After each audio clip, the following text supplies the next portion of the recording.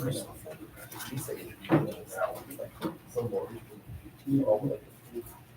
right, 6:30. We'll go ahead and get this work session started. All right, meeting minutes from last month in the September 9th meeting. I should have those in their file.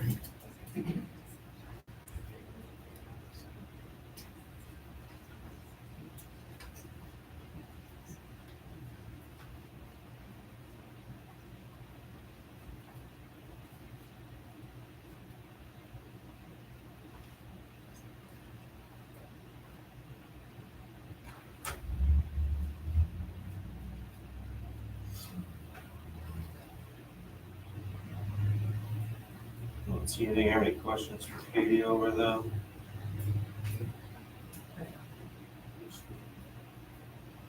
Okay.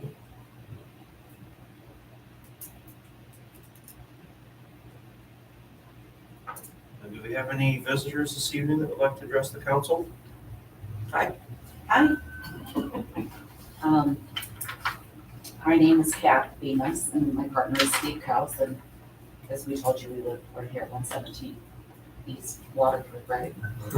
So, just real quickly, I won't say too much, but I had a very long and very satisfying career as a flight attendant, and internationally, and been very blessed to be all over the world. See a lot of beautiful, wonderful places. And I've lived my entire life in Michigan, about 3.5 hours from here. And then I met this wonderful man and decided to move to Indiana. And we started in Napanee and then found our beautiful home here in Wakarusa. And I can say without a doubt, after being all over the world, this is the most wonderful place I have ever seen and been. I love it. It's incredible. It's amazing. It's the people, the community, what people give back. And I can't get over how nice people are here. That's what I really can't get over. And so I've had a really, really tough last few years with losing both of my parents and getting sick from COVID and having to leave my career that I loved. And so in moving here, I was really craving peace and healing and quiet, which I found here until real recently. So my complaint is all the horrible traffic on Waterford with the semis and the trucks and all of that. It is so disruptive. And so I'm here to, I guess, talk about that and see if there can be a solution to that, because it has made me want to put our house up for sale because it is so disruptive. It's loud. I can't even sit on my side porch and be on my phone or listen to anything. I mean, one day we sat there for 1 hour during the day and counted 8 semis that came down this truck in 40 minutes. Now, if I had the time and ambition, I would stay out there from 9 o'clock until 5. But from 9 to 10 to 11, I just get madder and madder, and I don't think I'd be able to make it to 5 o'clock. So it's truly is terrible. Have you noticed, are they like grain trucks or are they? It's everything. It's a mix. It's everything. It's a mix of It's trucks. great, that IAM transportation, grain trucks. I'm sorry, is someone with IAM here? No, I had actually texted him a couple weeks ago about those semis. I live on Waterford. Yeah. This one. Oh, you do? Oh, so, Yeah, there yeah, was 7, in the 40 one minutes. day, there was seven just from that company. Yeah. In 40 minutes, yeah. But the other concern is, you know, what's it, I don't know the streets, but I haven't lived here that long. So what's that side street right there by the, you know? Doctor's office. Yeah. Yeah, Walnut Street. Walnut. I can't tell you how many of those semis I've seen blow right through that stop sign. So not only is it disruptive, it's dangerous on some levels, I guess. So, And the doctor's office, Dr. Lassiter, she has these, she makes these Lego things, you know, intricate Lego, and she has them on her shelves. Well, they're vibrating off because it's nice. So we don't want to put our house up for sale, but we are very seriously considering it. Unless something changes. and it's really sad because like I said, I truly mean that from the bottom of my heart. I love it here so much. And so it's very disheartening and really sad to me that we have to give up the house that we love, in a town that we love, in an area that we love so much. And what's the new motto, town motto? Linger longer. Nobody's gonna wanna linger in the town when there's semis. You can't even have conversations. So, it's disappointing. Anybody? That's it. I do know this time of year, you're gonna find more trucks. Oh, it's been like this all summer. Yeah, I know, this time of year, it's gonna get a little, I think a little worse because we have a major feed mill, 2 major feed mills here in town. And you're gonna see a lot of grain coming into town, which we expect that. Well, grain trucks are one thing, Right. but These are trash trucks. Well, There- I am trucking. Thank you for coming in, I greatly appreciate it. Do you know Yeah. Tim? This is Tim. well, you have 2 Goldens, I right? have one goal. Or 1 Golden, We okay. can make 2. so- He's a good boy. So you've seen me walk by. I have, yeah. The I am trucking, when I first noticed it, right at about the time of school was starting for the school year. And it's like, who is this company? Because you were absolutely right. It was one right after another. In the morning, in the mid-morning, in the afternoon, and I'm going, who are these people? Who is this trucking company? And I think, if I can remember right, without going back and searching it again, they're either from Sturgis or Whitefish and Pigeon Michigan. They're from, And I believe they're from Michigan because I researched them as well. So, yeah. And what they haul was garbage. And it wasn't, I didn't think about it until I was talking with Rob and Alex, or actually Rob. 331, the US 20 bypass of 331, the exit ramp, westbound was closed. And initially it was like, well, the shortest route of their resistance is this, and this, right through Wakarusa, going over to the landfill, the St. Joe County landfill, which is just right south of Hawaii. And I'm kind of going, okay, well, that's making some perfect sense to me. But I've not seen that trucking company ever since that they reopened the 331 exit ramp. We see them every day. Well, I've not seen I am trucking come through. There's semi-traffic that comes through. You have walking nutritional system. I mean, you have STBI, but they usually go east more than they do come west. There is amount of semi-traffic that comes in and out of town. I'm not disputing that whatsoever. Some of it is to come here locally. And you have all sorts of food services. You have the schools, you have Miller's or the water, so they're gonna have to make their deliveries. We talked about it. There's only one road where the semis are restricted to go down town. That's vehicle line. That's it. That's the only road that they're restricted to be able to go down. Unfortunately, you see them on Railroad Street, don't you? You Yes. see them on Wabash Avenue, residential streets. I mean, I'm gonna be completely transparent. I don't wanna be that guy stopping every semi truck that's coming into town going, what are you doing? I mean, we can't do that. I mean, it's just, there isn't enough time in officers in order to, monitor everything that's going on in town. There isn't any restrictions. Well, I don't Water think Street, anyone's so- asking the police department to monitor. But somebody has to govern it. right? Certainly I am not. Somebody has to govern it. If you Well, began that's restricting semis to come into Waterford, somebody has to govern it. That would fall solely on us, not them. We can push ordinances out all day long and say, hey, it's against the town ordinance to be able to come into town. You gotta find a different way. And if they violate that, that's us. It's not them. Okay, that's true, that's true. That's us. So somebody has to govern it, and it would be a very, very difficult task to govern. I mean, I'm just putting it out there. It would be very difficult to change that behavior. Would it be great to be like Bremen, Indiana, and put a bypass around town? That would be awesome.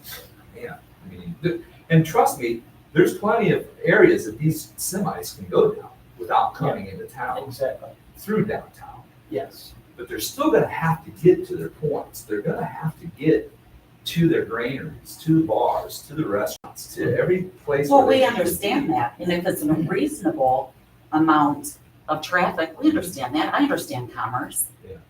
You know, I'm, Have you noticed I feel like because I had mentioned those same trucks to them. I do lawn care and so I'm up and down the roads a lot. And I noticed they were coming through repetitively, like you said, 6 or 7 times a day.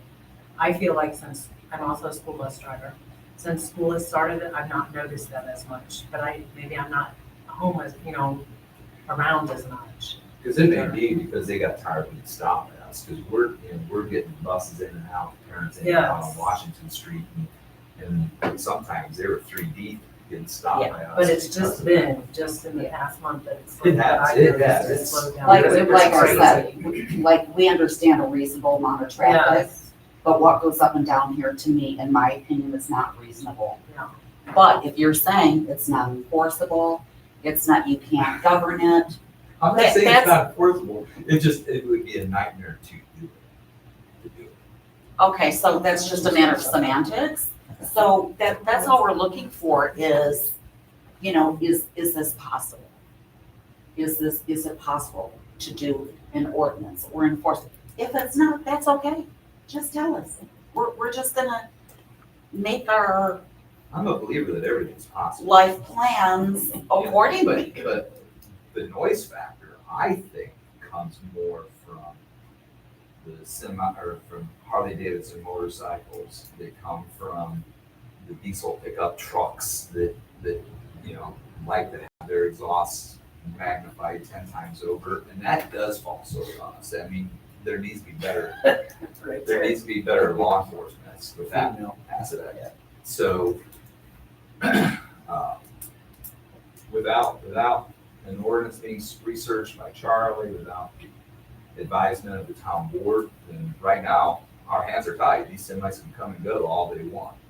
Well, that's why we're here, to find out if it is feasible or possible. And if it's not, that's okay. I'm curious to know, like, after, grain is in, after the fields are all in, if it slows, if you notice any slow, I have noticed those trash trucks are not coming through. I'm curious to see if it slows down even more, like, we want to know.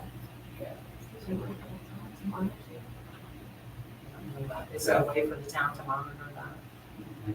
Like, how we monitor traffic. Right. Well, you can't isolate semis versus where the traffic comes from. Others. We can sit there and do a traffic study visually and see how many semis come in at each time.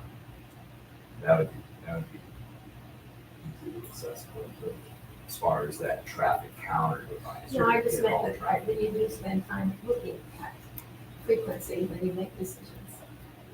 Give a little data. So there's cameras downtown, right? You can see everyone that went through there, if you just went back and looked at that footage, right?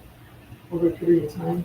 If there's repeat offenders, send a nasty letter to the people that are repeat offenders. To the I mean, right now, they're not governed, so what? Right, we have to have the ordinance Yeah. first. What are we gonna say Yeah. to them?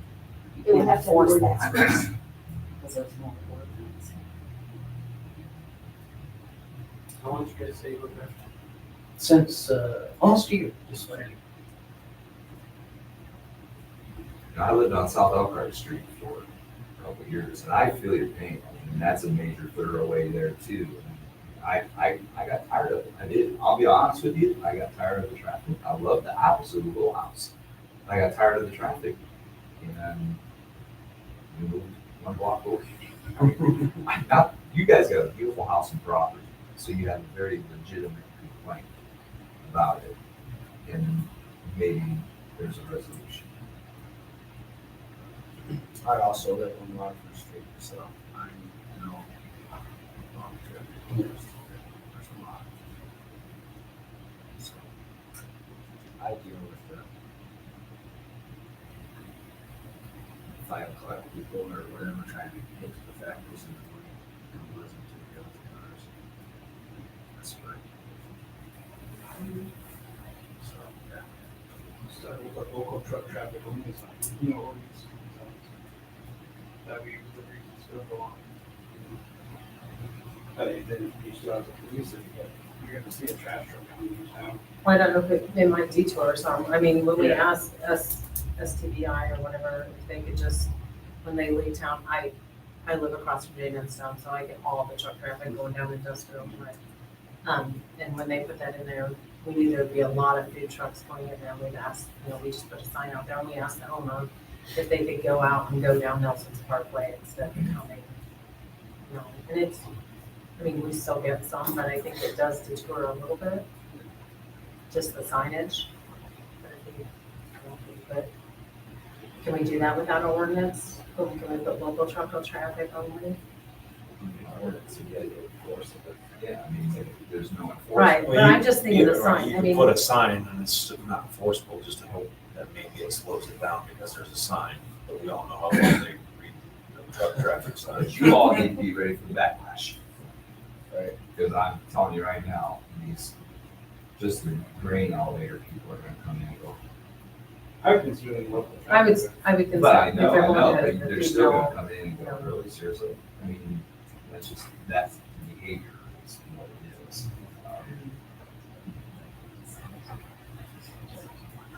You'd be stuck to it. no.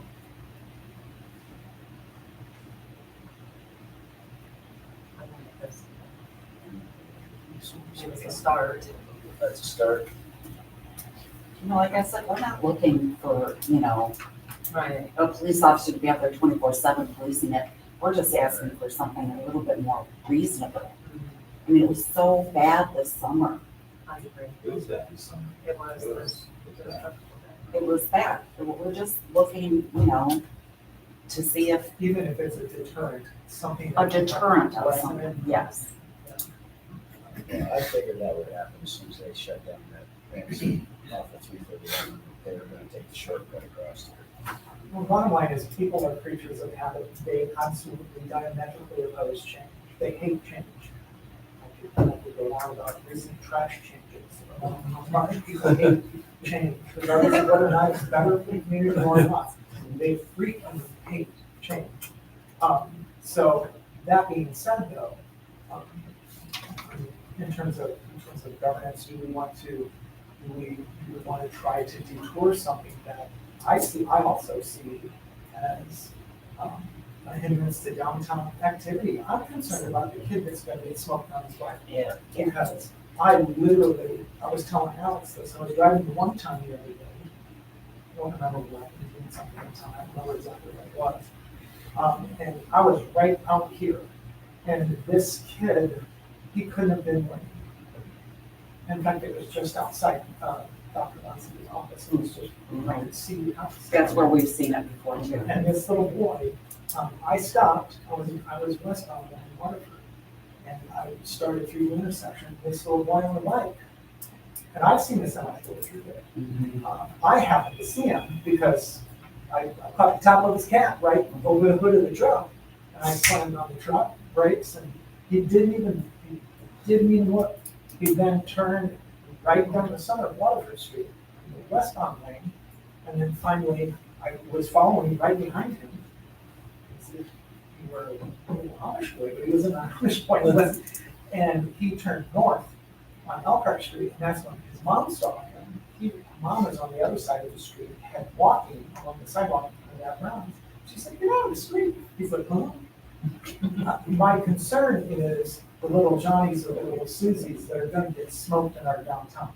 And they go from, they're playing at the park on their bikes, and then they go to the library. And so they shoot down the alley beside the shortstop. And there's no stop there. Mhm. So, and I know Tim and I have had conversations. It's tough. It's super tough in terms of, affecting any kind of change, but, to me, it seems, prudent to at least look to ways that we can detour that, and come up with something that's not gonna drive Tim to. I personally, if you're gonna put signages up, I would want some enforcement. I'd say. I think you If have. we're gonna put signs up, and we're gonna say through, traffic only downtown, whatever the verbiage is gonna be, ordinance, such and such, such and such. I'd much rather, if we're gonna do it, then we do it all. That's what I think. That's what's happening. With the hope that it's gonna stop. No, I don't know how many communities have, it would be interesting to find out what kind of communities have no truck through traffic.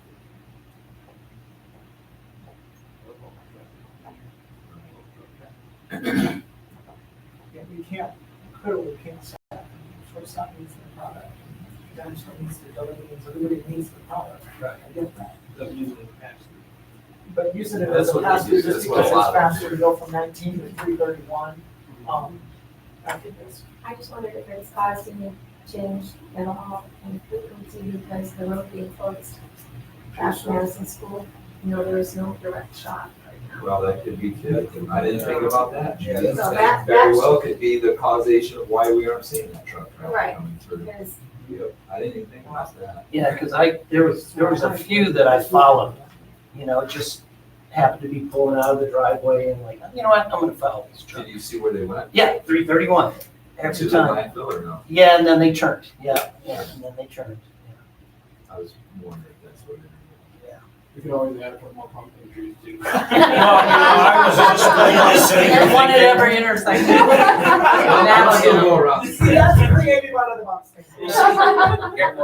I was literally just sitting here thinking, because every time someone complains to me about the trees and how they can't turn left, that we could have a President's Day tree. We could be the town that has a Yep. tree for every holiday. 365 tree, yep. But you know what? It slows them down. The pumpkin tree and Christmas tree. Oh, yeah, definitely. We'll explore some options, we'll take a look at what. Thank you. Appreciate it. Don't want to be those old people that like complain about everything, because, yes, I'm old, You but make I don't valid like. complaints, but I mean, it's just how deeply we want to get in. I enjoyed my peace and quiet too when I did a chance to have it, so. Well, that's kind of why we live here. I think it's just important to know that during grain season, it probably will be busy just because it's local traffic. We'll be using the elevator. We completely understand that. That's 100% reasonable. But even that, there's ways There's there. ways around getting. There's ways around it. You don't have to come square right downtown. And it wouldn't be, yes, again. But again, they're gonna go on railroad street. They are. They're gonna go on railroad. And I think we do need to look at Railroad Street because that road is not built for semi-traffic. So if we're looking at this, Laura, is that street going through semi-traffic? Not at all. No. The trucks have broken back about 3 or 4 feet of what it used to be, made it wider on their own by just destroying the blacktop. the road thickness there is quite up to par to meet truck traffic. So I think we really should look at that street as well. So, There's absolutely no reason why neutral drain system can't come down through Nelson's. Exactly. On the back way back. It's teaching that old dog and trick is that almost. So if Tim's okay with it, you guys can look at that as well, about making that no truck traffic. I think it's critical for that road integrity. All right. Indiana. That's why we didn't make one, Yeah. because it's not made for that. Yeah. So.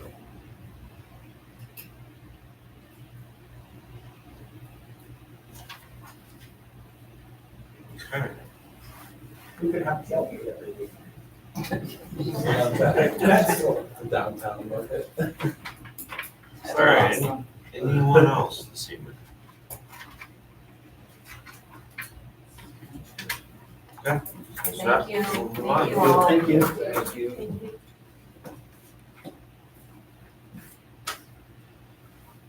All right, looks like, got an ordinance in here.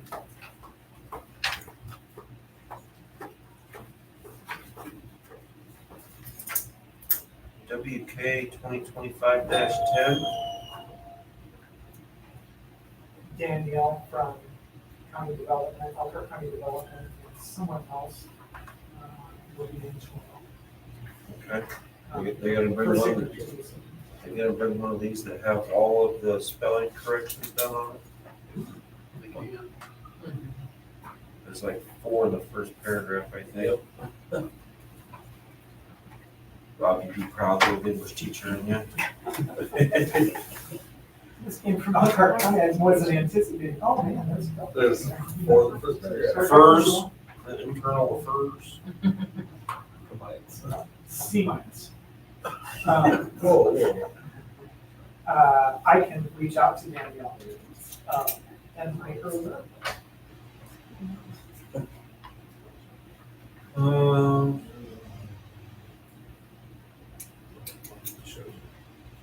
So,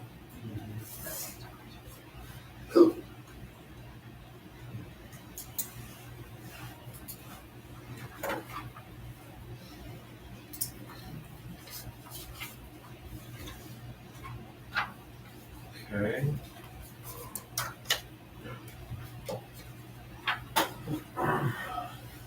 Along with that, they're bringing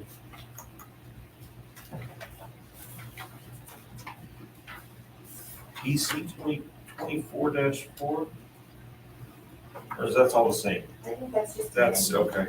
Yes, that's The amendment to the amendment to the amendment. yes. That's why I thought this looked vaguely familiar, because we've done this the past couple years. Okay, brings us to Katie. We've got, tomorrow we'll have our second reading on the 2026 budget, ordinance 2025-8.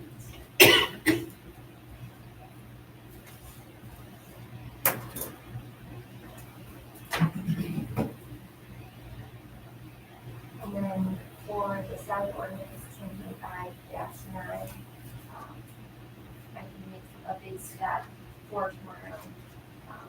And then we can push that off to November if that's what we get. Okay, not a problem there. Yeah, the ones that I emailed you. Yep, I got this today. And I did post that email on the state updated salary ordinance. Yeah.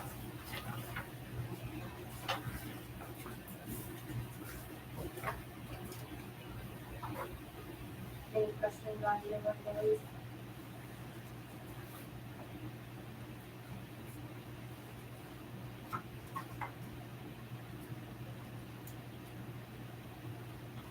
Did you all look at the ones that Rocco's had? I just found it. Okay. That's what we talked about last month.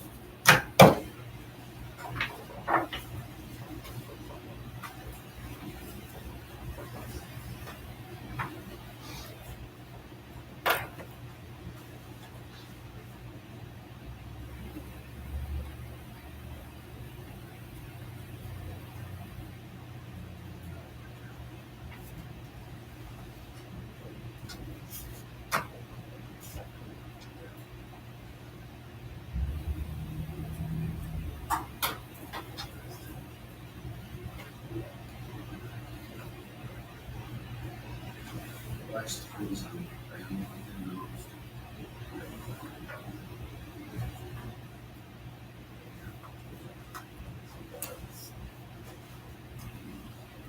This-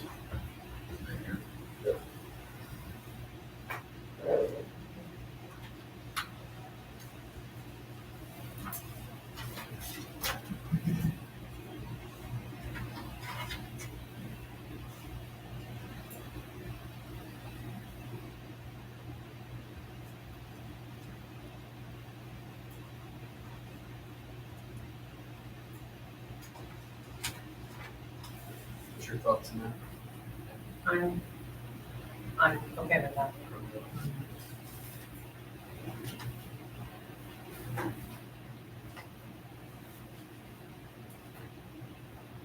What about you, Phil? I know we had different conversations. I was thinking more around the 7%, straight across the board, and just make it easy.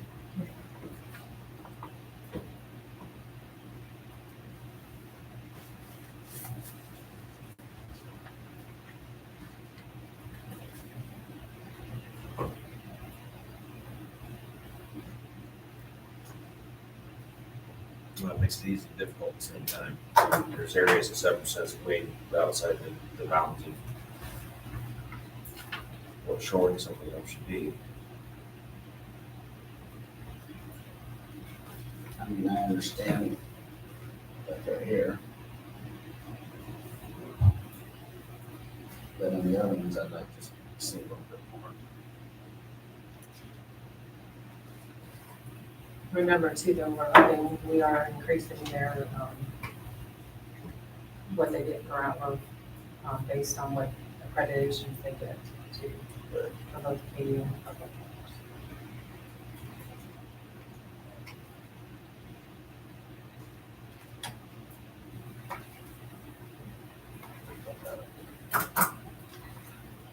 Just give it a consideration. More credentials.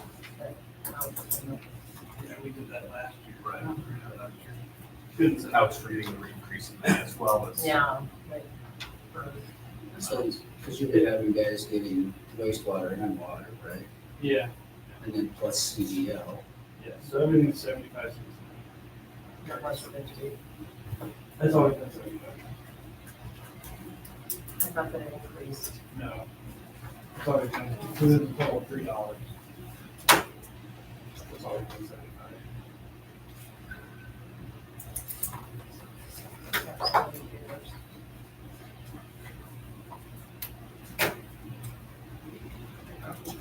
So right here, my concern is.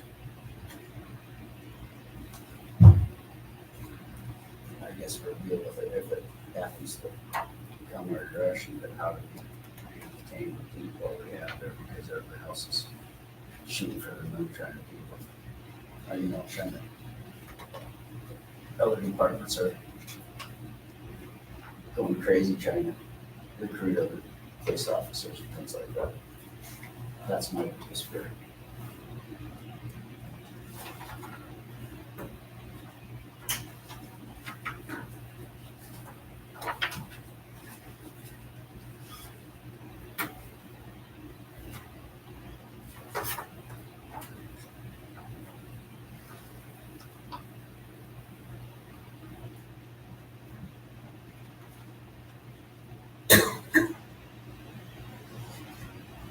So is it just yours that increased, Katie?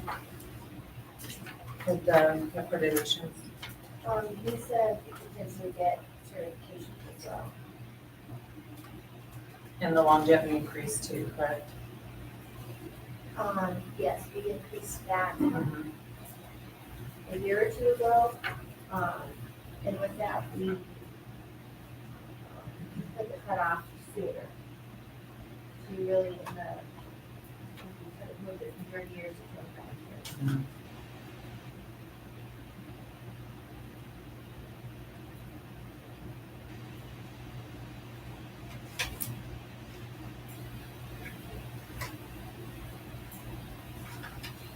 So yours went from 50 to 75, is that? For the certification, yes. Okay. At the beginning of 2025, I got my Right. municipal clerk treasurer certification. It'll probably be another 2 years before I get the municipal. mechanic master's or certification. I don't think Lisa's, she doesn't think that management process are 56.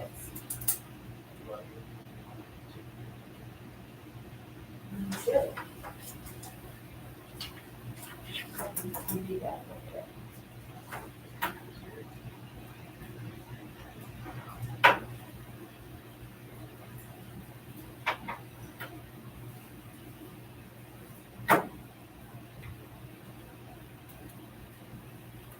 Did you guys have any questions or anything about the longevity? I know I wasn't here for the last meeting. Kind of understanding what that entails. Any questions on that? Not longevity, sorry, on-call pay. Sorry, forgot that. On-call pay. So, go ahead. I don't know how many years it's been, but I'm pretty positive when I first got on this council that whoever was on call on the weekend had those 4 hours off on Friday. So they got a full day off and then were on call on the weekend, and that's what covered the pay difference. So the only reason this changes is because you're essentially paying them to be on standby. So when you say that we pay them to be on call for the weekend, you're actually, they're coming and doing a duty and leaving, going home. So after that, technically, they're done. So if something would happen, we really don't have, we're not paying someone to sit around and wait in case the storm comes up, ice storm, whatever. We're just lucky that someone's always been around. Because, and when Holly was here in COVID, they increased it's an hour and a half on Saturday, hour and a half on Sunday now. So it's getting increased by the time and a half for that. So taking the 4 hours on Friday doesn't really cover that whole weekend in it. I mean, it would straight time.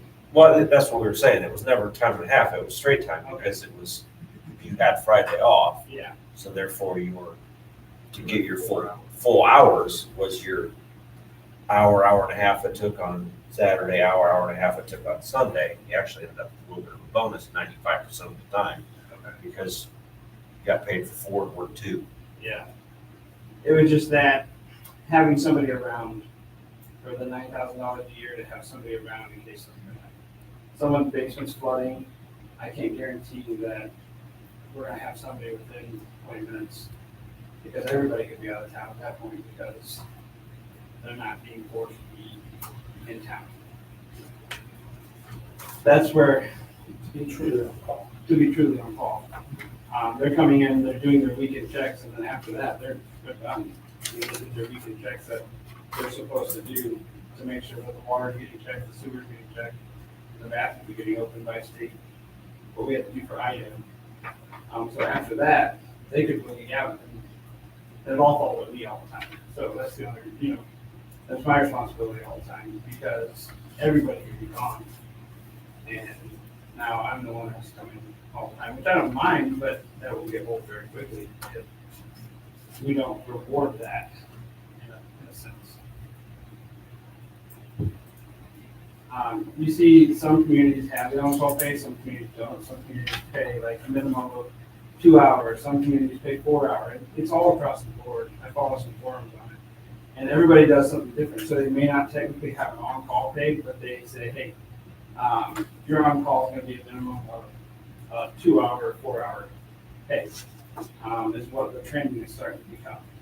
So what are they doing on-call pay where it's just, hey, this is what you get a week, and then anything after that's what you get to be on call, and then you get called all the time. Otherwise, they say, hey, any call out you get, because we're asking you to be around, we're going to give you a 2 hour minimum. Phil, you probably have that where you work, right? Where you get a 4 hour minimum for a call out. So, They're just expected to be there first time. yeah, exactly. I did check with Napanee and they do the 4 hour off on Friday and then. Yeah. They have to be on call pay. Because if they get called in, it's their time and a half at that point. Right, yeah, Which is the way it always used to be. right. It's just that if you're not having somebody, what Alex is saying, if you don't have one of 5 guys in town available, you might kind of What it is, we still have everybody that wants to be responsible for being on call unless they're getting extra money for it. Right? Is that what Well- we're getting at? I'm just saying, I think we should take the first step and be proactive on that, and, you know, give the blessing to the guys that, hey, and to have that assurance that, because right now it's kind of an unwritten rule that the weekends, but during the week, what happens during the week? I mean, How often does that happen? During the week? it's seasonal. I mean, you could have a water main break tonight, you could have a lift station go down, you could Or have what's storm the damage. average? I'd have to put something together to go back through, but there's always something. There's, the PD will call for something. It's just, I'm looking at a way to ensure that we have something to protect the community, to guarantee someone's here. Because if my basement's flooding and no one's on call, it could be 2 hours before someone can get here. And to me as a resident, to me as a supervisor, I think that we could do better. You know, we get lucky. Sometimes you can't get a hold of anybody. Someone's up shopping and we got storm damage. We've had that before. Someone's out of town. And most of the crew's out of town because they have lives. So I have a younger crew now and they're out doing stuff.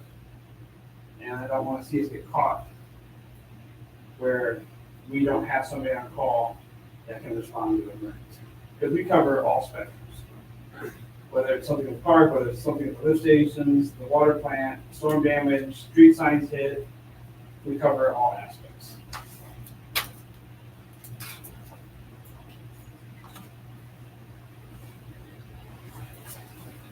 So how often is this something that just one person takes care of? Most of the time. If not, they call a second person in, but at least you guarantee one. But typically, I'll come over, or somebody else will pop out, if you can, if you get a hold of someone. If not, we'll call Rob, Rob has to help. So,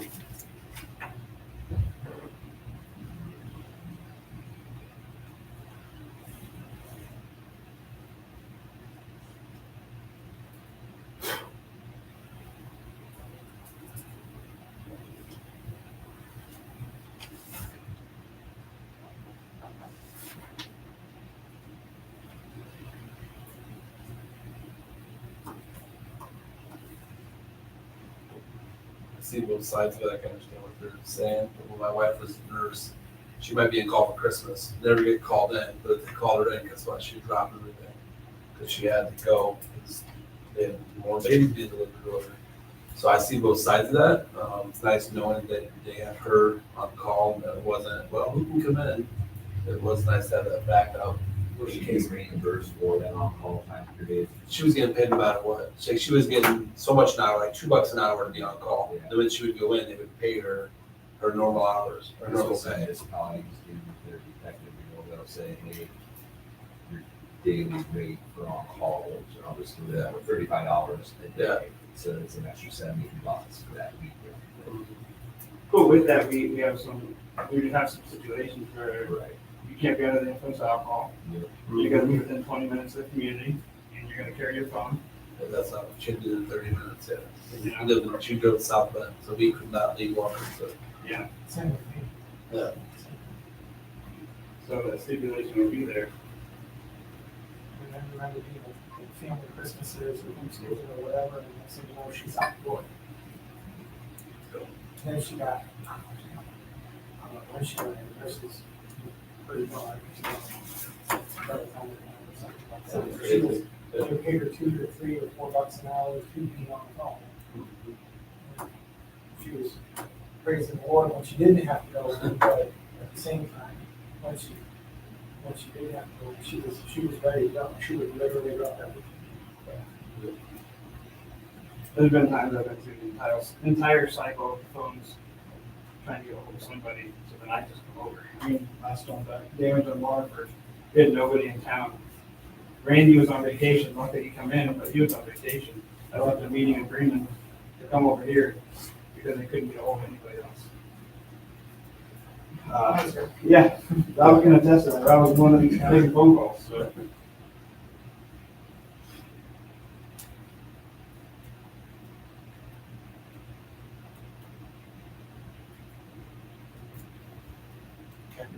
questions over? How do you guys feel about Lisa 26? About what, Katie? Lisa, this is the, knowing our salary, we talk about just your skill level and how valuable she That's what I put on there. was.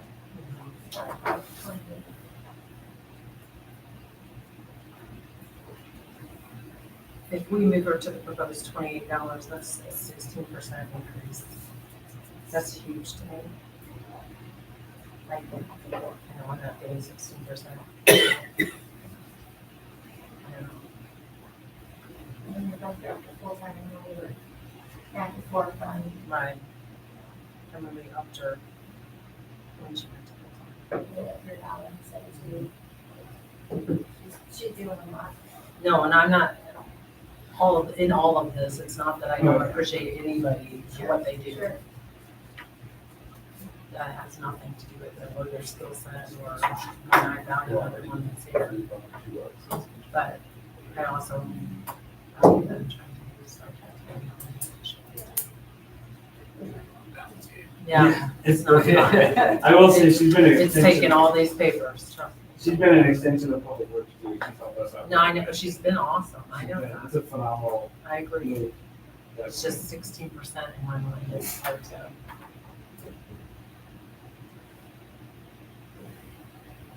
Increase. And luckily for her, when she became full-time, she received a benefit package too, which is a huge.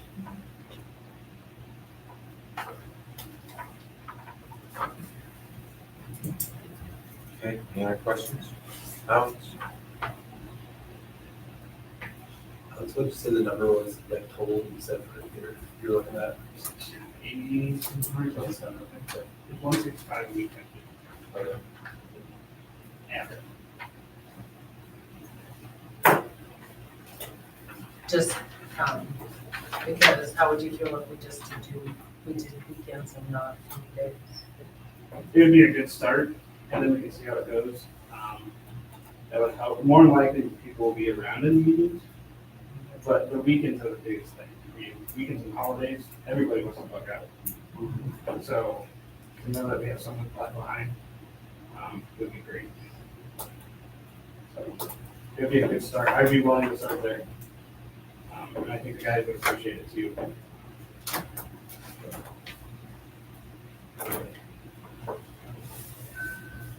If we could do weekends and holidays, start, I think that's great. If they come in on a holiday, do they get double time? No, just my man.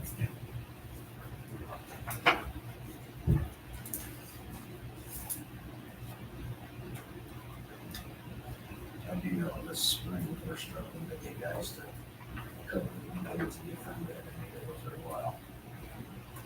I just want to say, like, so the last 2 rounds of hiring people, applications have been minimal.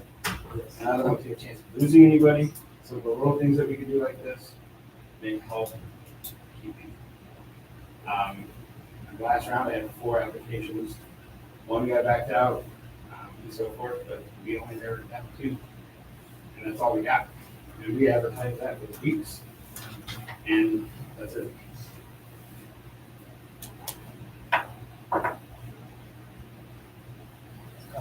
He said, I'm done. I don't know anymore."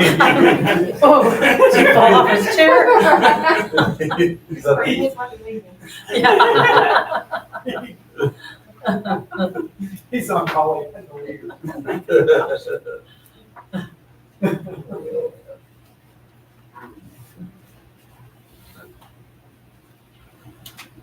Alright. Any other thoughts, discussion?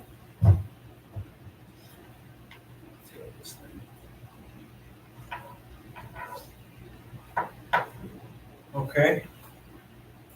What else you got, Katie? Only 2 things on the agenda, but there's more than forward. Yes, there is a tab for football, we've got some updates. We're looking at a new location on the southeast corner of Memorial Park. When you're coming down by the school fence, before the path of the splash pad, there's some grassy space right there. It's drier than the space back behind the tree line that we were looking at before. Is it on our property? I think a little bit of it might be on the school property, which they're open to, having them at the middle school. So we can continue that conversation with Scott Cronin. We haven't brought that up to him, to see if they'd be open, to some of that being on their property line, depending exactly how that, lines up right there. But there is a possibility of that, a little bit of it being on their school I property. think it depends on how far west the actual property line goes of that chain link fence. Yeah. Explain, I'm not envisioning it, I'm sorry. So when you're driving down towards the splash pad, Yes, and it kind of goes down right And the there, fence in the trees. there's the Oh, fenced in yeah. school property.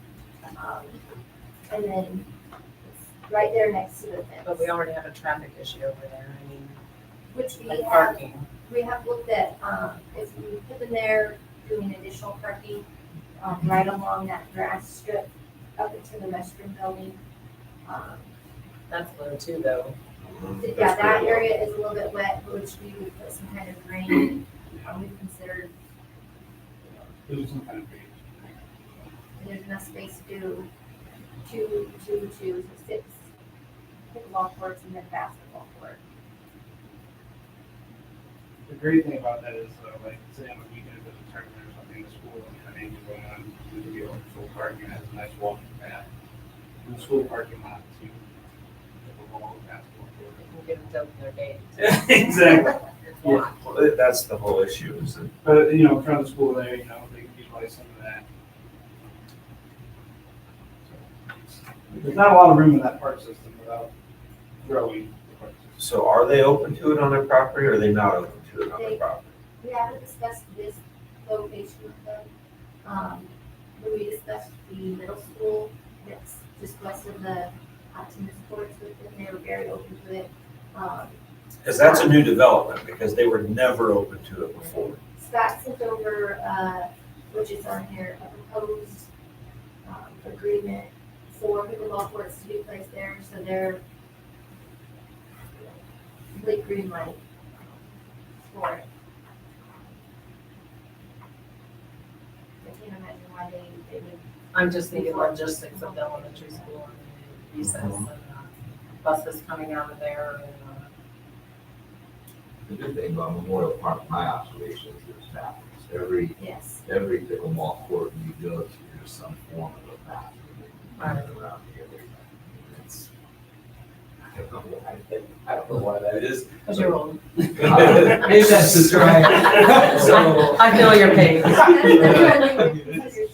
Yeah. There were That's the what they bathrooms consider that too. when you did the pickleball. Just for the bathrooms. I called because I it was did. available restrooms. And we heard the feedback, people like to have other options, you know, for, you know, moms playing football or parents or whatever, kids can play there at the splash pad or walk, ride the bike. It's nice to have all the amenities right there.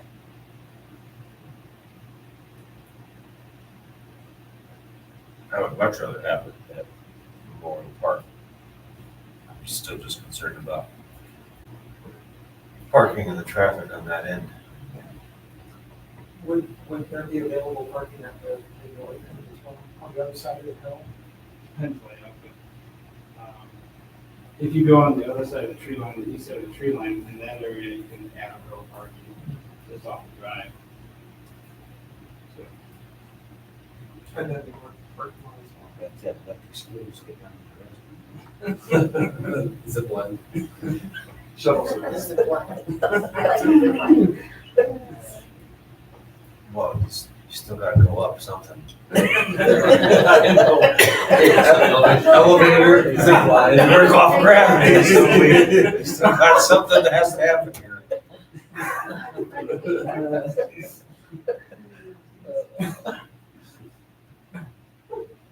Our owner has put together another quote.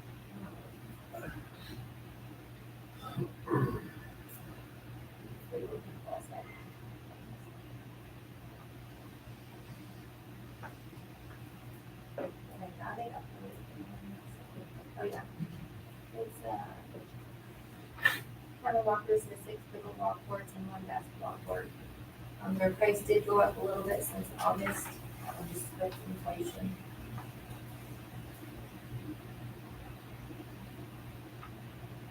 And then we also applied for $50,000 grant through Main Street America, and we have communication with the Elkhart County Community Foundation. They're gonna kick it to probably what I sent you, Rob. Yes. That's what they do. That's how Nappanee got theirs. Okay. I looked at those, Rob sent me too. I wanted to look to see if there's some current ones. Those ones look like they were for the past. But yeah, those are ones that have already been Yes. completed. Yeah, they're no longer open. Well, they use that process for their existing pickleball. Yeah, I'm going to look to see if they got some more. But we'll keep applying for grants. So has Ari ever done these? Yes, I've been very involved with them. I was just thinking all the stuff that I can work on, sort of spell me all the details. And we're just permitting out to not have to get it out.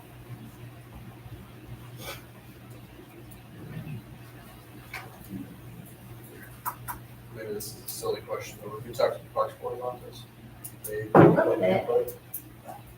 Yeah, I mean, they've talked a little bit, I wasn't at the last meeting because I was in town, but they're interested, but we need to get together, Katie and Rob and them to get a look over that. They did move hole 4, because original plan was probably to go to the north side. So they didn't do that for the disc golf course, when they poured new concrete pads. So I think they're voting yes for it, but it's, yeah, where we put it, all that stuff.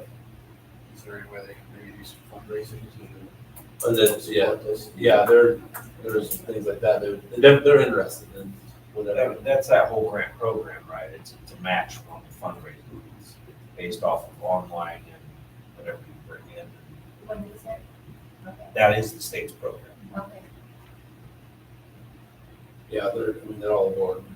Never play, but yeah, if the people want, why wouldn't we do it? And they're trying to figure out, how do we, they submitted I don't know if it's South, maybe it's Michigan, but like there's a vending machine where you could check out things. We wouldn't have them back there. And they use your ID to check out like pickleball paddles and balls. And it's your ID. If you don't return it, then you get charged. Or you get charged anyway, but like to be able to, you can return it within so many hours and then you get charged a fee basically for just buying it instead of renting it. So they're looking at what would that cost, because they wouldn't be able to, if we have that, can we have something, because if you never played, like, is it worth going to buy the equipment, or is there a place that you can rent it, that kind of thing. So they're looking at that to see if that makes sense. They can do it for disc golf discs as well. So it could, Leonard Schmidt rent out that kind of stuff? what is that? Leonard Schmidt? I don't know if he rents out things. I know he goes and takes stuff like the middle school have like a disc golf like class for 2 weeks. He'll go there, but I don't know if he rents stuff out. But he may be interested. He has a lot of discs that aren't being sold, that are used, that he's bought or traded with people. So maybe something he might be interested in as well. Yeah.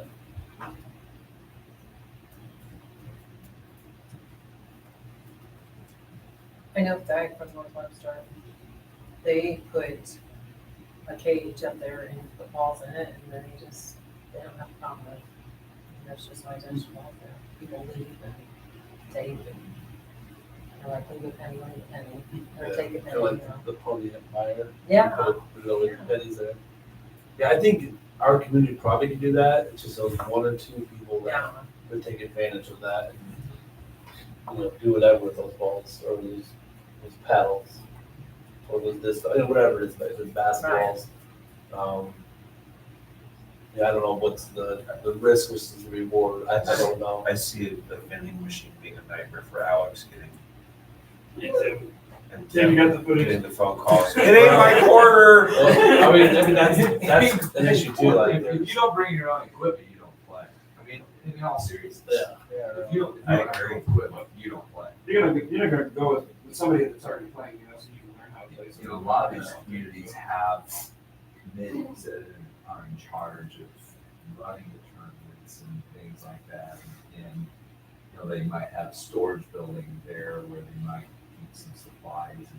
You can bring them. I know that they have balls that are there available to use, but more commonly, people are bringing their own balls, putting them in there, and then one goes out over the fence, they can grab one until somebody gets wheels enough to go and retrieve the balls. It's a complex venue, it is. It takes a lot of people who want it.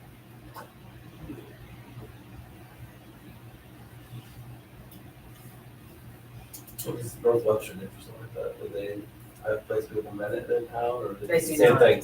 They sell them. You just have balls there, Someone just just went and sell. bought them and Okay. different things Just out there. curious. But the balls are there. They have balls. So I wondered if, yeah, maybe they, once it's built, They it's just have a thing that budget. hangs on the fence. Yeah. And I mean, I gave all that stuff to Yeah. Katie. Okay. And the gentleman that I talked to gave me everything that they did, Yeah, everything. okay. Well, maybe like the park board just, hey, this year we're gonna budget for 20 Right. balls. I don't know, maybe, obviously we have to work through that, to see whether it makes sense. Yeah. Or maybe they don't do it all, you know, but Leonard's not gonna sell them. Are you gonna put basketballs on the basketball court? No, that's what I'm saying, we probably pickleball can't. But if we're gonna Yeah. give one ball, you gotta Yeah. give another, right? Well, I mean, you're probably, you're You're not gonna go wrong, through a lot more but pickleballs maybe, than they maybe are this, maybe basketball. Leonard or somebody will start selling stuff. Yeah. To make it available, maybe Richlands, they have all Yeah. sorts of different stuff. Yeah. I don't know, maybe just, I don't know the opportunities, and what it Right, looks like. yeah. Shoot, I'm sure they, In today's day, Dime we store have it tomorrow with one click right now. yeah, well, that, too. Yeah. Yeah, so, but there, obviously, it's very beginning stages and all that. It needs to sit All down. good ideas. Yeah, just, like, how do you do it right? You know, what makes sense budget wise, you know, that kind of thing. When do we hear back on the $50,000 grant we applied for? November, maybe in November, if I remember right.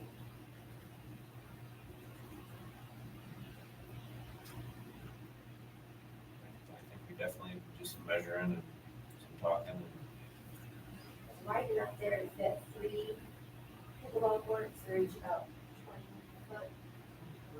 But we don't wanna, we want plenty of clearance to be able to maintain that fence for us. We're gonna just keep it at 2. We don't want people to get too close to the tree line where there's no more trees. You could go 2, 2, 2, I think we have plenty of room. It's roughly, I want to say 75 feet, Yeah, wide and 75 feet wide, 260 feet long of available space. It's actually a little more than that, but you definitely would be able to get, if, depending on where the actual property line is. So that's someplace we need to start, right? Yes, So- absolutely. Yeah, the fence would be Baseball how far off of the court then? I mean, how much room would you have between the fence and the actual court? you have good 20 feet.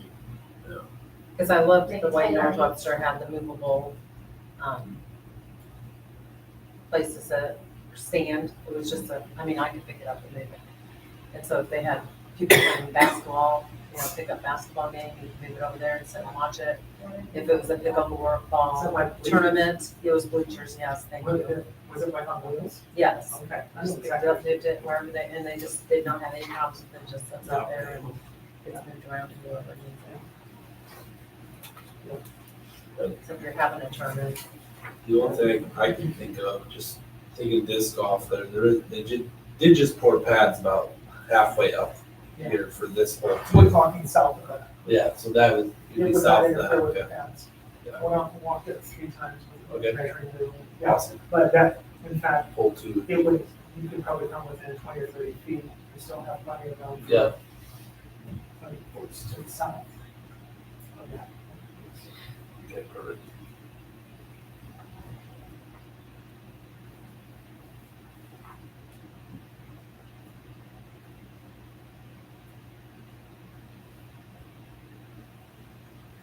Okay.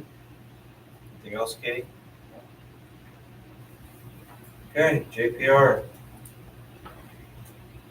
Yes, Josh, I was here last month. Sorry, space out. I was walking out the door today with a Lawrence Ditch Project report, and I was told that it's not ready. So We'll have to table that.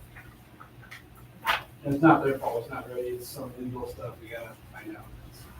Find everything their legal team are. So basically, I'm here for you guys. Dan, my colleague, last month, and I presented two studies, one on the water system, one on the wastewater system. See if you guys had a chance to go through that. If you have any comments, questions, anything we need to go through. Alex, have any questions? So we're gonna take a different approach with the booster station. I'm lining up a meeting with JPR as we speak. I had a conversation with Ken today about it. And we gotta talk to Charlie to make sure it's okay in SRF. But the town's going to look at becoming the general contractor for the booster station and hopefully have SRF be able to purchase the equipment. And then we will be the general contractor and we'll line up all the subs.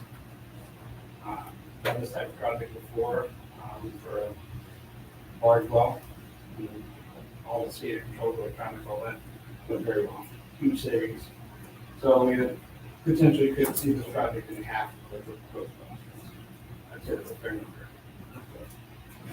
That's what we're going to do with the booster station. So right now we're working with JPR. We're going to have those conversations with SRF and Charlie to make sure everybody's good with it. And then they will come to you guys and propose that we allow them to engineer it. Put the drawings together so we can get the stamp. And then after that, once water plant project is done, we'll be able to proceed on that. Currently, as we stand right now, the pluses and minuses of the water treatment plant were roughly $289,000. We lowered the contract by $114,000, right, Stephanie? So that money's still available, right? Yes. And then we have, our contingency is still about $169,000. That's a contingency within the contract with our Yoder. There's also additional contingency that was included in the SRF loan, so there's additional contingency. There was also money that was designated for design fees that you could be reimbursed for, or you could choose to use that money for other things as well. So there's potential funding there. So, and then we'd kind of like to do the same thing with the wastewater project, but obviously there'll be no SRF funds. It'll be local funds, hopefully with the redevelopment commission helping, and as well as town funds for that, for the wastewater projects, any improvements out there. And stair step those improvements on a priority base over the next 4 years. So do the bugs, get the sludge down, we'll work on some control valves, everything like that. We'll try to group some projects together, but make them affordable, so that we're not going to fund them. Use local funds. So that's our game plan. We'll have something more significant in writing here, kind of spelling out the plan, but I don't have that quite yet. So that's our direction. Huge savings. So we're trying to do everything that we can ourselves. Yeah, so we estimated the water system improvements, the booster station, about $700,000. Without the overhead having a GC, you're probably saving 15 to 20%, just right off the top. And then you can probably pick your materials based on the prices that they come into. We're utilizing some of the stuff we have to. Did you make out to North American Pump with that? Yes. He wasn't, Tim wasn't there, but I gave you some. We've got it. And Troy also has it as well. I gave it to Troy. Okay. Are you guys okay with that? I know you're not going to, are you guys okay with that direction? I like that direction.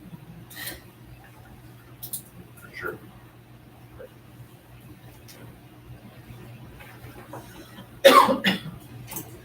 Ken, I did talk to Ken Jones this morning about it. He said most public works would even try to tackle that for this year for projects.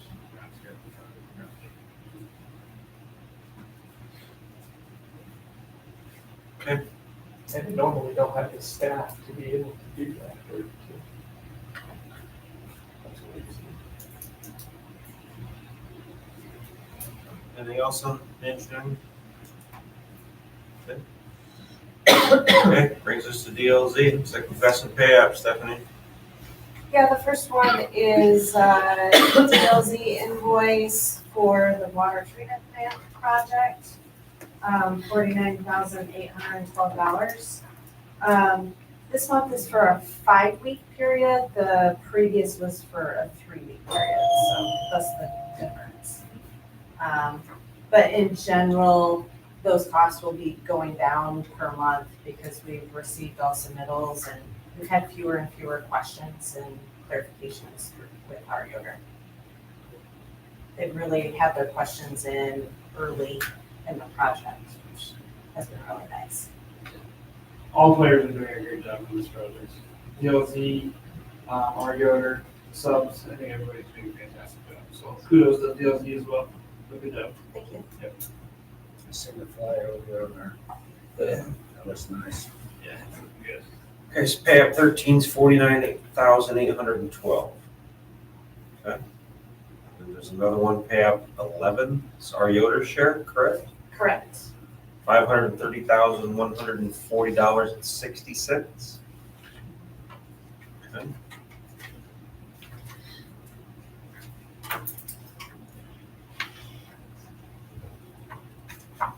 I see more and more showing up out there and more happening. It's good, it's exciting.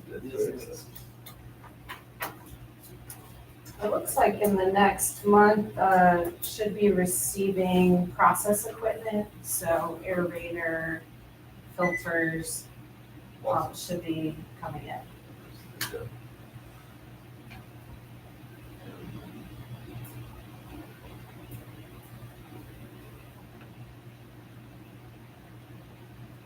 Good to see some asphalt now. Oh, there'll be some concrete. It'll be good. Concrete's coming. Phil's not real happy about it. Light poles, right? Light poles. It didn't help with stock options. Oh, my wife's gotta say that. No, it's coming together, so good. I'm very happy with every time I sneak out there. I'll tell you what, this can't come soon enough. Our aerator is on the last home stretch here. I love the life support. Yeah, you like that? It is on life support, so keep our fingers crossed it'll last the rest of the project. But yeah, it's getting bad. So Okay. we have a waterfall the other day. So. It's aerated. It's just Yeah, a different it type. is. Yeah, it had too much. It's just Yeah, it's fine. Don't worry about that one. Yeah, that's what we're Bigger. thinking. Yeah. As bad when it runs my plant. And then we've got pay app 14. This is for the Keystone Lift Station. $6,236. That's correct. There's been some more activity on that work. We're meeting with Reef Friday again tomorrow to get an update on where they're at. I think they'll be close to, the substantial completion date is early in December. And I think given when they plan to have the control panel, it'll be close to that date when they're completing everything. So. We've been into the contingencies a little bit for this project, but not. So what are we, like 16,000 in contingency? I think there was, this one, there was 50,000 altogether Yeah. for the general contingency, and we've used About 9,000 or something. The generator plus the other control panels, yeah, 9,000. So we had to on this one for a few things, but it happens sometimes. That's why you have the contingency. So. Okay. Thank you, Stephanie. You're welcome. Jim? So really getting back on this semi-traffic subject, I really think we need to go slowly. If Pierce Road does open up again and we start seeing IM trucking and Maybe it's a phone call to that that's, company. that's what I was gonna say, just say, hey, watch the town. And just try to figure out what they're doing, why they're doing it, why they're coming through town. I personally think every every semi-traffic that you see now, there's a reason why they're out there. It's Nutrisystems going through to make their deliveries. It's not that I am trucking coming through because it's the shortest path of resistance. That's my feeling. I mean, yes, I feel bad for them. They want to live on a nice, peaceful street, but hey, it's I've lived here for 36 years, and semis have always gone through town here. And I don't know how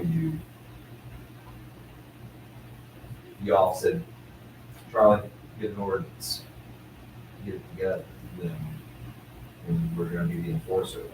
And then I think you're gonna have people coming in going, what's going on? Yeah, what's going on? And then you start pulling the thread of the sweater, the semis are loud. Well, the tractors hauling the wagons are just as loud. They're loud. Going after the tractors. I think the biggest violator of loud traffic are pickup trucks, motorcycles, and cars. Some cars. I mean, It's much quieter since the Brown Boys. sorry. Much quieter since the Brown Boys aren't. Yeah. So that's my thing. I appreciate them coming in and saying something. Yeah.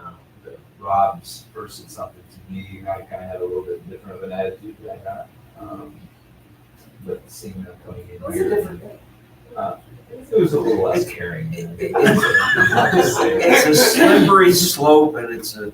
It is. It is very, very slippery. And nobody wants to see a tragedy happen. But I believe tragedy is going to happen in a car, truck, a lot quicker than the semi truck. See, and I'm one to think with a sign that says no through semis, like if that's me and I observe this sometimes. You know, I do. I mean, it makes me I have no think. disrespect to every semi truck driver out there. Yeah. When we went out there to SDI before we made the certain Yes. festival, I said, hey, we're gonna have big signs. You know what their answer to me was? Well, most of our drivers are Ukrainian, they don't speak English. That's not my problem. Yeah. That's not my problem. But that's the mentality of what Yeah. truck drivers are now. There's a lot of diversity. It's not that redneck Tennessee, Florida, Kentucky truck drivers anymore. It's a lot of international drivers that are driving here in our area. And their answer to me is, obviously, no, you're not legally. It's not a problem. But that's what you have a lot of. So, if we do it. I think you've got to have an ordinance to any kind of sign. We might even, just like we don't have an ordinance for a sign, I think that the no through traffic signs are regulatory signs. Okay. We gotta have an ordinance. My research is I can say. Okay. We want to do what you say. Yep, that's good. I haven't thoroughly vetted it, but I think you've Yeah. gotta have ordinances towards a regulatory sign before we do that. And I would like to see how many communities have such a thing. I mean, you're gonna find communities that says, you can't come here, but you can go there. You can't come there, but you can't do that. Kind of like what we have already. But, and this is let's just say it, this is a major throwaway. It's the main drag of our town. Yeah, I mean, you start restricting things and you're gonna have a huge blowback. I don't care if it's through traffic or not. You're gonna have a big blowback. And, I mean, was that not my topic of my I don't belief remember system? being quite so far. So that just comes back to what you brought up and what I was thinking about is if it is this trash truck company and we see them start coming back in through and it's opened back up, maybe it's the common courtesy phone call from the local law enforcement that, hey, could you guys take another route? We have a lot of complainers about it, and Great. And if they say, nope, that's what we're gonna do, then we're gonna say, well, yeah, we'll watch this. We're gonna. Well, and Because then that's it was where- 7 a day. I mean, so- Hi, Indiana State DOT, could you maybe set up on the outside of town today? Yeah, you're absolutely right. And now they got the hint, right? Yep, you're absolutely right, Rob. There's all sorts of different ways that you can attack this. I mean, you got Clayton Holmes, but there was a trooper that was a weight guy that just happened to be at that intersection, and he's seeing all these Clayton homes going through on Nelson Parkway, and he's going, don't you guys have an ordinance for restrictions on this stuff? Oh, dude, it's, Clayton Homes is a very valuable company in town, so, he goes, yeah, but they gotta have this, and this, even if they're just driving 5 blocks down the road. I get that, I understand. I don't want to DOT language, nor am I gonna try. So, Tim, how about Railroad Street though? Railroad Street needs to be restricted. I agree wholeheartedly. It's not built for it. I think Railroad Street needs to be restricted. And I'll be honest with you, all that shit. what's an extra half a mile out of the way to come into the, Then they're just gonna use one of one street. What's that? what's an That's extra what half they're a gonna mile to go out of the way? Not that I- where they- I mean- I understand the grain trucks, Yes, the grain semis. You should Yes. see this one, like when there's one like 5 times a day. Yeah. I understand seasonal, yeah, But the subgrade of that road is not built for no. semi traffic. But I think that would be an easy conversation to have with Frank, and just say, hey, man, just, you gotta know and understand this is coming, and you're gonna be affected. And I think, he might blow a little steam, but he'll understand that, it's all monetarily, I can tell you a story here 4 or 5 years ago, the big silage wagons. They thought they'd get smart, fill up shell corn. You know how much was on there? 210,000. There's no freaking way. and then we had that goal over, what, 3 or 4 years ago. Oh, I was just thinking, oh, the squirrels were so happy. I mean, Yeah, let's get that corn picked up. So if I am trucking starts to reappear, I yes, hope you guys are good that I'm gonna make that phone call. I think you should. I don't have a problem making a phone call either. What's that? I can make a call too. so they're hauling trash over I believe So so. that's exactly. They're what it coming is. down 19 there. Okay. and turning. I mean, I followed them. Because I The was very, so the very angry first with time I them. went by, I thought, to be honest with you, I thought it was a fertilizer truck. Yeah. So you I see the remember stuff the young hanging. The rendering truck from Plymouth. Yeah. Yeah. When it went by, I was like, oh. Yeah. And then Char goes, what was that? I said, it was dead animals, what I think it was. I mean, It's not to say was- it isn't, It was but- horrible, absolutely horrible. They're just hauling it. It's not like Yeah, they do. nothing big enough. Light bottoms. Really pick 'em up. I think they're hydraulic now. Oh, okay. Sometimes they rip the whole table around what they are out there. Those are probably, we got to the hills, so they're probably hydraulic. That's all I can. Okay. Thank you. Thanks, Tim. Alex? I have nothing tonight, unless you guys have any questions. I do, so I have something to talk to you guys, I think I've shared it with you, but, last Wednesday night, I spent some time with Walt Road, drove along the ponds, Oh, okay. and, Yeah. and I'm gonna let you guys know what's going on.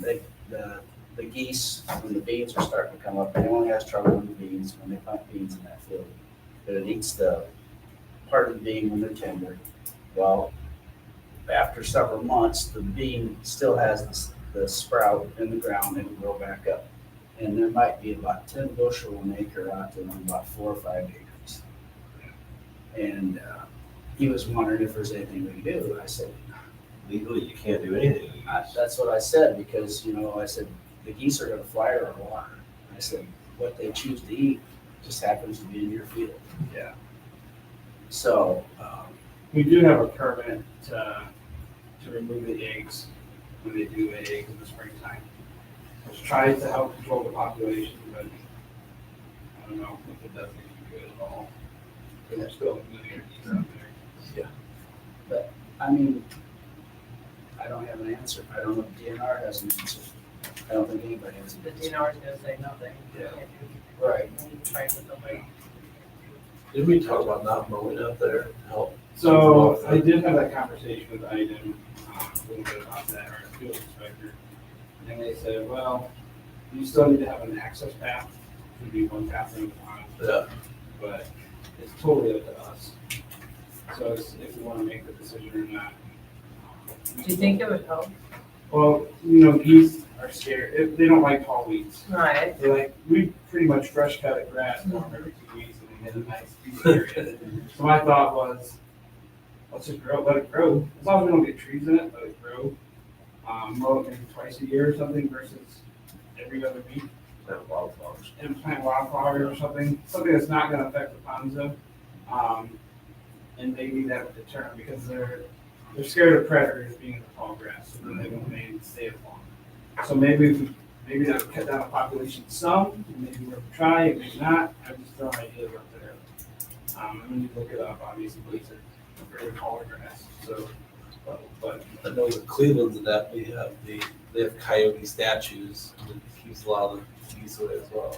I can They're show like golf you, course. We But tried that. I can show you Try those that. statues with goose poop on them. Yeah. We've tried it, remote control ones. Yeah. We've tried it, even in the So it tall doesn't- grass.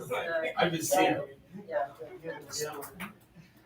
I had to laugh. I drive by every day, Kim Crest, and they've got their ponds Oh, out front, yeah, and they've yeah. done everything they possibly can think of doing to keep these geese out of it. And the latest and greatest thing is they've got these poles on all four corners with these big bird-looking kites that Mhm, swing fly in the around. wind and fly around, and it's supposed to keep the geese out. I almost sent Amish a picture of 8 geese underneath it looking at it. That's cool. There you go, that'd be good. I don't know about a good solution. I We'll just keep wondered. looking around and, so I guess the only thing that's been thrown back at me is if we choose to leave the grass long, we'll have to exempt the ponds from meeting the grass cutting ordinance. So, but I think that's something we can handle. Aren't they outside of town limits, though? No, No. they're our property. So that's something we're gonna have to exempt ourselves from, but I think we can do. Well, which by planting wildflowers is no longer grass, it's flowers. Yep, I just gotta, How's that with the stabilization? well, that's why I gotta find out how wildflower will affect the pond if they, start growing it, and let's find that out. But I don't know that much about wildflower. But it's something we can check on. It's a fancy weed. Yeah, Yes. so we just have to exempt ourselves from that, and I think that's good. This I just wanted to bring it to everybody's attention that he asked me about it. So. Yeah, Yeah. so that's all I have. Rob, They picked trash up on Friday, they picked trash up today, every Monday from this day forward will be, trash pickup and then every other Monday through Friday. Recycling. Just out of curiosity, how many ones did you put on social media? Oh, If you We- included or questioned, We didn't take an account leaf season. Normally we don't pick up leaves on Friday, now we gotta fight all the trash monsters Oh, during leaf season. So, what traffic on where? on all the trash cans, they should pick up leaves now, so normally we don't pick up on Fridays. It hit us this morning, we were picking up leaves, we're like, oh, man. Yeah, but you're gonna have that even with recyclable. Yeah, Yeah, really. So. well, but that's only a third of the Yeah. population that take part in this. yeah, so maybe a little slower Carl, what was going. your question? Just like how many public complaints did you get? Not that. Not that. I was just I mean, you weren't here. Well, that's true. I got But I will several. say that, I was- again, I'm gonna throw out the whole diametrically opposed to change thing as well. Everybody was duly notified, whether they saw it or not. I'm gonna use Tim's language. It is what it is, they either do or they don't, whatever they do is not necessarily their fault. I've had many suggestions on how to improve it. It was posted, I don't think anybody missed their trash. Because, This Walnut, got this, the Walnut Alley, I saw that this afternoon, 3:30. well, and A couple to, didn't get into. to their credit, they did make sure that the same driver is doing the round Okay. on Monday as we had for Fridays. But I know there were probably, but out of 2,000 people, did we even get 10%? Maybe, I don't know, I don't think we got even 10%, did we get 1 or 2% complaints? a lot of it is like, Question. is recycling changing too, Yes. or lots questions about Friday, Monday, we didn't get clarity from the. That was the biggest question I asked. I got asked, was, "What do you mean, I can put it out Friday and Monday?" Yeah, a lot of Yes. those. Yeah, empty the fridge, have fun. Yes, and this is your one time. You can put it out on Friday, and don't pick it back up until Monday night, and it'll be fine. Yeah. But I think it generally went fairly smoothly. I do want to, special thanks to Katie and anyone who was here standing in the line of fire for that. I know Lisa took quite a bit of grief on it as well when there was grief. But I think it, generally speaking, it's been a fairly smooth transition, and I don't anticipate any ongoing problems. Lots of kids out today, so people. Yeah. Lots of cans were out. They were out all the way along that street. Yeah, I was gonna say, neighbors were asking if the neighbors were out. So, okay. Well, and the thing, and part of the reason why they wanted to do that is because this is according to Johnny Bachman, for whatever reason, it makes sense for most communities to pick up on, or for many communities, let me put it that way, to pick up on Monday because they use the weekend to create a whole bunch of trash. As opposed to trash sitting in their driveway or in their garage or whatever, fermenting for the entire week until they pick it up on Monday or Friday. It just seems to work. So I think we'll be fine. We'll survive. I don't know that anybody's going to actually suffer death as a result. So it will be good.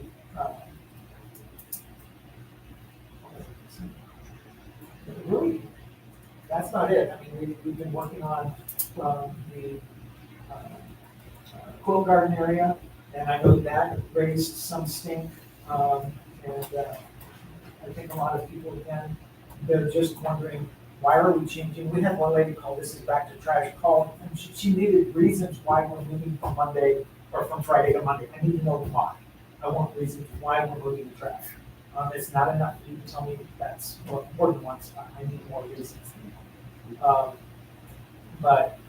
So we're going to continue communicating regarding the quilt garden and some of the vibrancy things that we're wanting to do, the introduction of natural flowers, through that, the whole process as we go into next year with flower season and so on and so forth. There's going to be a lot of questions that people are going to be asking. Why are we changing? What is going on? We've never done it that way before. I've lived in Wakarusa for 50 years. I don't understand why we have to change. Now, I get that. And I will field those questions and actually present those questions. The street sign for South Wood is done. Premier has to simply come and hang their oval sign. But Janet and Stone has done exactly what Janet and Stone said they would do. Then they said they would do it. So we've got backfill, remove some weeds, maybe move a bit rock to your property. Yes, Miss Marcia told me it's partially on her record now, so she wants that back on. So we'll take care of that, and we intend to move that. You do know where you want it? Yes, Okay. So, it would have been better to move it before the ground got wet. so anyway, yeah, Back to the seating area just for a minute. I think it'll be, in the long run, something that the community really enjoys. We talked to the CPD for visitors, John, yeah, about going for some grants of having some different events that can happen there that just really bring people together and utilize that space for what we're intending it for. So I think that'll be an exciting thing to come to watch. I think part of some of the comments were, nobody goes and sits on those iron benches and looks at the quilt garden anyway, so why would we do anything to create more seating? And the whole idea is to try to get more people to connect there.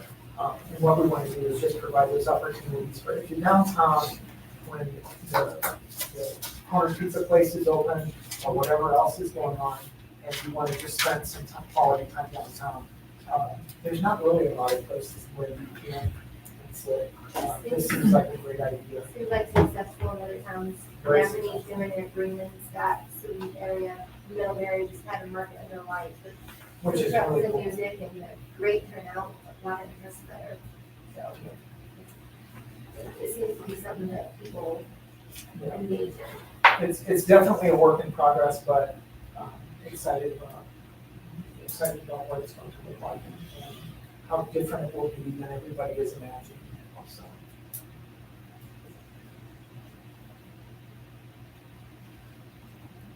Okay, anything else, Rob? that's it. Carl? I don't have anything. Annette? I do not. Brandon? Nope. Nope.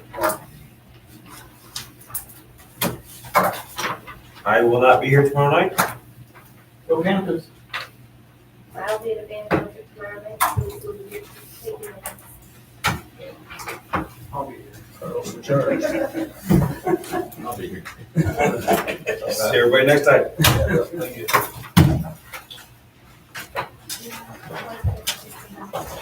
Thank you.